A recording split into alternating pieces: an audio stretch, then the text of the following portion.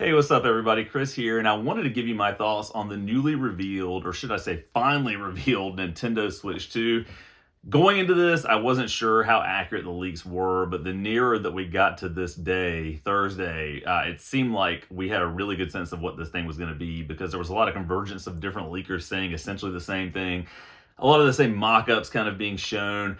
But today, Nintendo finally decided to go ahead and just give us a look at the hardware. And this is just a really brief trailer. It's like 2 minutes and 20 seconds or something like that. And it just shows us kind of what this is. And I think it ultimately, again, is what everybody thought it would be, which is sort of a, not necessarily an iteration on the Nintendo Switch, but certainly it kind of is in terms of the design. But it is sort of a step up from what we had. You know, some people are saying, oh, this is just a Switch Pro. But I think it's hard to sort of land at that conclusion yet because on April 2nd, we're going to get a look at some of the software for what this new system is going to be. In the trailer, we do see a new Mario Kart game, just glimpsed briefly, which I have been wanting forever because Mario Kart 8 originally was on the Wii U and it carried on in its deluxe version through the lifetime of the Switch, which was 8 years. So it's time, it's beyond time that we get a new Mario Kart game. So I am excited to see what the games look like, but let's talk about the hardware. Again, to me, this looks like an improved, sleeker version of the Switch or the Switch OLED.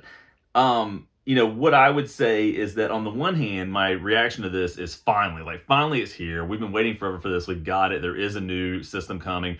Presumably the specs of the system itself are going to be much stronger than what the current Switch is. And so the rumors that I've seen are that it's maybe a little bit stronger than a PS4 or on par with that, or maybe even slightly south of a Xbox Series S.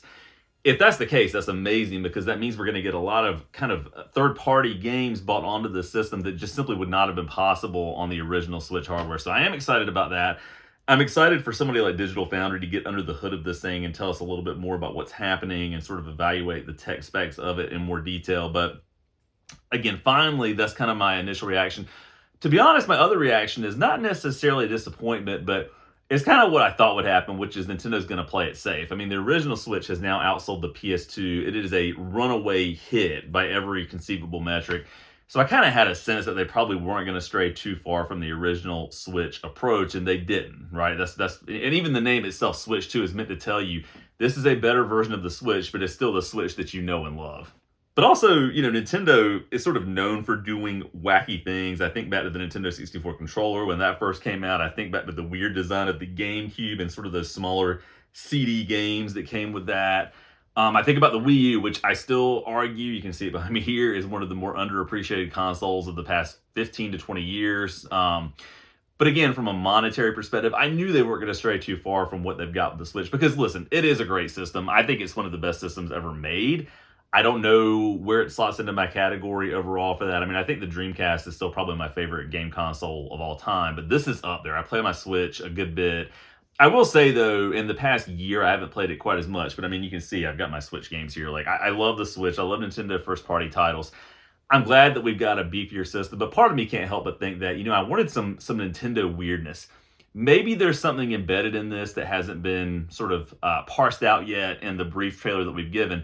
I do like the fact that when you're looking at the trailer, you can see that the Joy-Cons apparently, it's sort of suggested anyway, they can be used like a computer mouse, right? So some people have said, oh, maybe that's going to be great for FPS shooter types of games. So, there's that. There could be other applications for it, though honestly, I probably would not be playing something like Call of Duty Black Ops 6 on my Switch. I would be playing that on a PS5 or an Xbox Series X or PC or whatever, but it would be cool to see that kind of thing. But maybe with the new Metroid Prime game, it would be cool to see how that sort of parses itself out. But it is nice that there is maybe some functionality here that we're not fully aware of quite yet. But again, with Nintendo, they always tend to do something a little bit oddball. But I think after the failure of the Wii U, they were a little bit gun-shy, so to speak. They didn't want to do anything too wild, too crazy, and so they stuck with what works.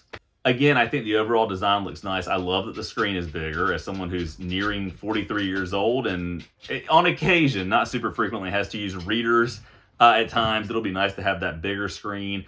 I don't know if it's LCD or OLED. They haven't said that yet. Probably LCD, but as long as it's vibrant and bright, that's completely fine with me. I think when it's going to be interesting to see if this can do 4K, and I think it has the ability to do that, or if they try to scale it back to 1080p for other technical reasons, but I hope it's in 4K. I love the fact that the Joy-Cons are bigger. I like the accented colors. And from what we can see in the trailer, the Joy-Cons look to be magnetic, which I think is a great design. I don't love the rail design. That was always kind of problematic to me. I remember early on when I first got the Switch, I don't think it was me, but I think one of my kids had put on a Joy-Con backwards, and it was almost impossible to get it off. So using magnetic locks, as long as they're sturdy, I think is much better than the rail approach. There are some little things on the controllers that aren't immediately clear in terms of what they do yet. There's a little button beneath, I think, what is the capture button. People aren't sure what the deal is with that. I'm sure we'll learn more about it in the not too distant future. But all I can say is that I'm glad it's here. I'm really, though, honestly, more ready for the April Direct to see what games we've got.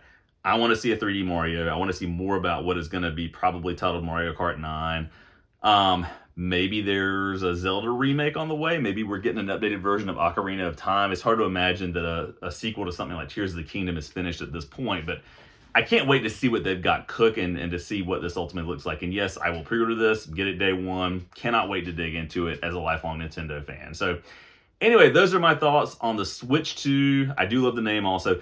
If you have any comments about this, let me know below the video. And as always, thanks so much for watching.